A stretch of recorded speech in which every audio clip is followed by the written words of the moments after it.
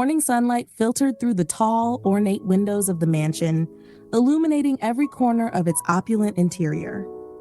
The floors gleamed like polished mirrors, the walls adorned with priceless art, and servants moved silently through the halls, tending to the endless tasks required to maintain such a grand home.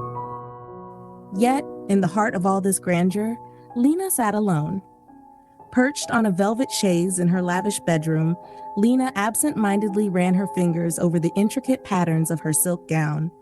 Outside, the garden bloomed with flowers in vibrant colors, tended daily by a small army of gardeners. Inside, the rooms echoed with silence. The mansion, though full of people, felt desolate to her, a hollow monument to a life she wasn't sure she wanted anymore. Raghunath returned home in the early evening, his footsteps heavy and deliberate. As the door to the study clicked shut behind him, Lena peeked out of her room to catch a glimpse of her husband.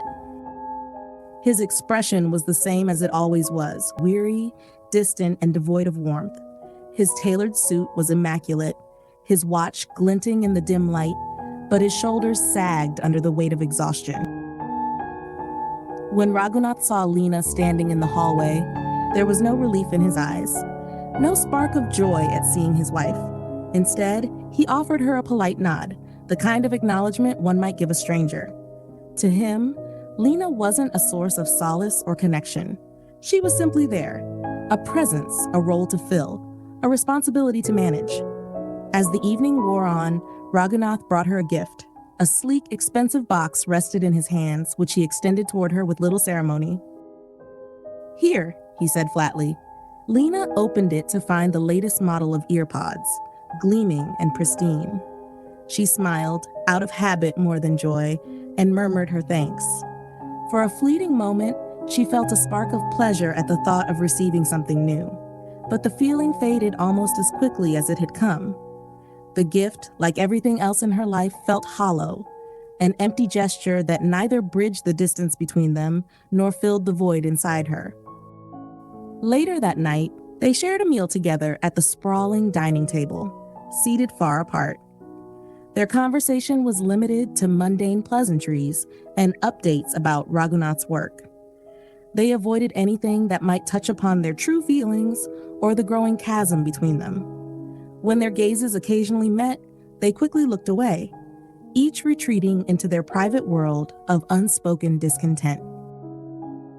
Even in their most intimate moments, there was no real connection. They performed the motions of a married couple, but the acts were mechanical, devoid of passion or love.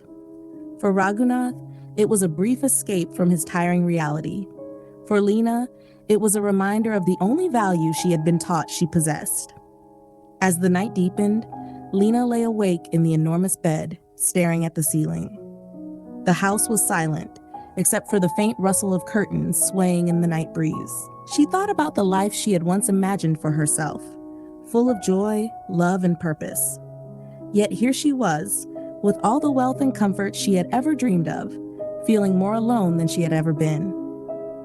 For Lena, the mansion had become a gilded cage, and she was its most prized possession. She turned her head to look at the box of earpods on her bedside table, a symbol of her life's emptiness. A life where gifts replaced genuine affection and appearances masked the truth.